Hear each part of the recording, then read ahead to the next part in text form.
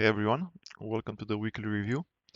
I decided to do the video today because I had too much to say to put in writing on Blue Sky.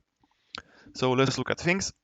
First of all, from a macro perspective, we had yesterday the threat from Trump's tariffs that kind of upset the market a bit. The 25% on Canada and Mexico, and the market had a negative reaction to it. These candles here recovered a bit and kind of recovered all of it by now. But the question with that is whether it's real or not. Like, is it showmanship or real? Showmanship, like, let's ban TikTok. I'm gonna save TikTok. 25% tariffs on Colombia.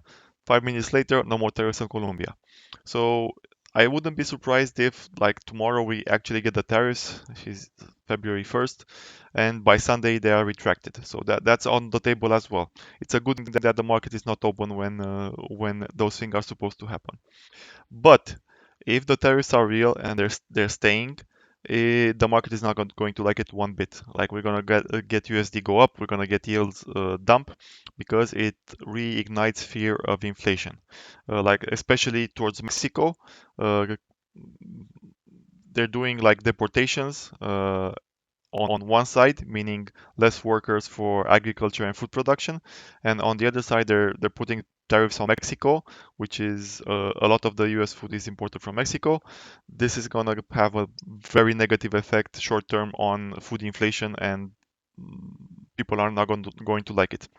Uh, with this being said, this is why I kind of think it's just a bluff or just more showmanship to I don't know, negotiate or whatever the fuck. But if they are here to stay and they get put and they're not retracted by Monday, the market is going to hate it. We're gonna have something similar to last Monday, most likely.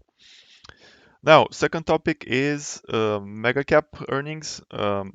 We we had good reactions for Meta and Tesla on what Meta smashed earnings. I'll talk about it in a second, but Tesla had shit earnings. Apple had shit earnings, in my opinion. And Microsoft are the only ones that said they're gonna cut capex. Not in 2025. They committed to doing what they promised on 2025. They said the capex is gonna be smaller in 2026. So that's why they dumped 6%. Now, Meta. Meta smashed earnings, but what was the context for that smash of the earnings? Well, it was the US election. And it wasn't only the US election, it was also elections all over the globe. The last straggler is kind of Germany, but once this year is not this year, the next period is over, the election cycle is done for the next 2 years, at least in the US, more years for other countries. So there is no fucking way that Meta earnings this year are bigger than last year because no election spending and got less ad revenue. So this was the peak for Meta in my opinion, and investors are going to start pricing in this relatively soon. Like I expect the peak somewhere in the next month or so, and then it's going to be kind of downhill for Meta for the rest of the year. We shall see.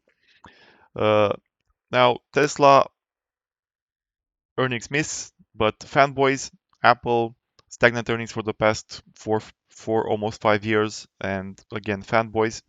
What I think is going to happen with short term is still going to push them higher. But now let's look at that. First of all, I'm going to turn on the lines. Now, since the election, we've been in a sideways horizontal range. We are back at the top of the range. It's time for the bulls to have a shot at pushing us higher. Now, I think we have a window of bullishness of up to 1 week in which we can get to 620, but I think it's more likely than not that this is still a fake out because the context with AI hasn't changed, meaning the bubble might pop. Macroeconomic conditions are very uncertain due to Trump, and mega cap earnings weren't good. The only way I see us going higher is again through rotation. If IWM performs, then we are going higher. If QQQ performs, we are not going higher. It's going to be a fake out after fake out after fake out, in my opinion. Now, the potential for a breakout is up to 620, because it has to be a great fake out. And like I said, like 620 is going to be not 620. For example, if the Trump's tariffs get placed and then dropped, the market is going to love it. The same way it's going to hate it if they stay, it's going to love it if they don't stay. And I think we have the potential to do something like IWM did at the previous top, meaning sideways range. We have a huge breakout and then we go back down. The question will be not whether we get this. I think there's a high probability we get this type of breakout. Like I said, up to 620 is what happens when we do the retest. And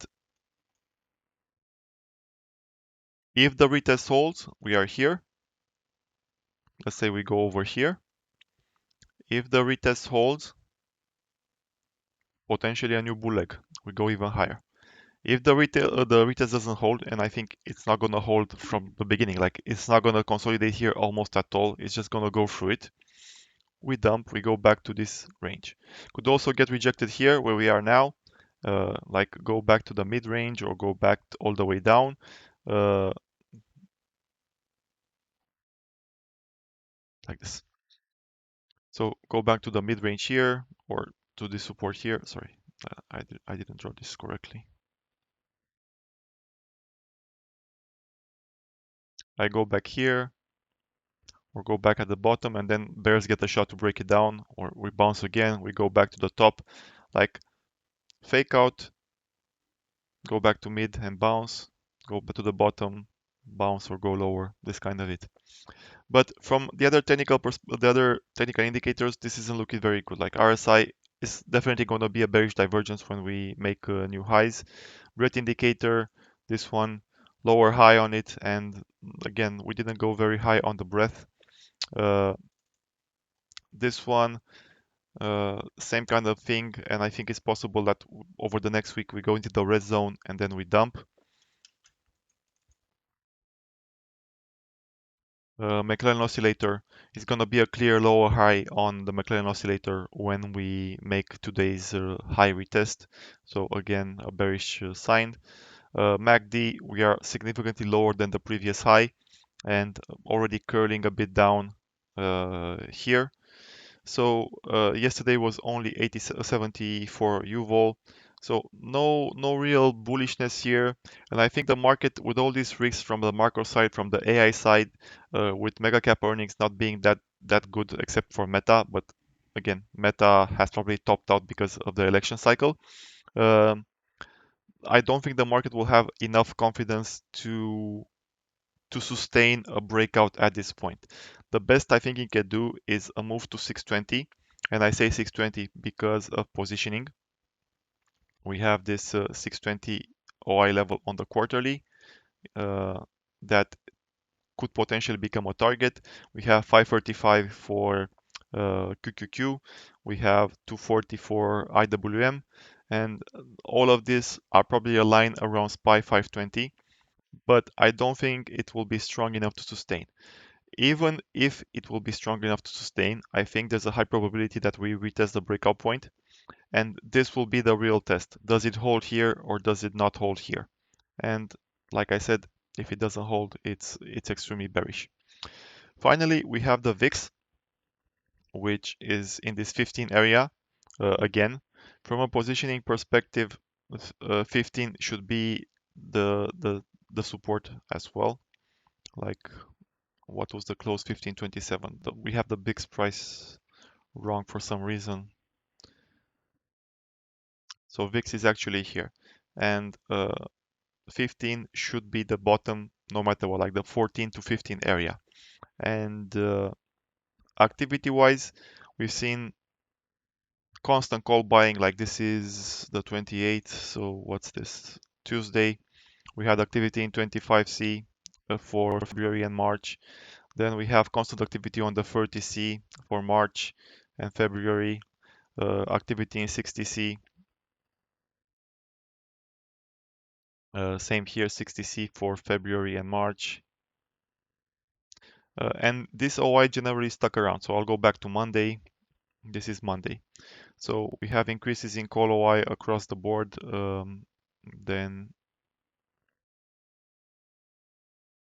this was the activity. So here, 35.20 increases in OI. The 30 and 60 increases by 130K.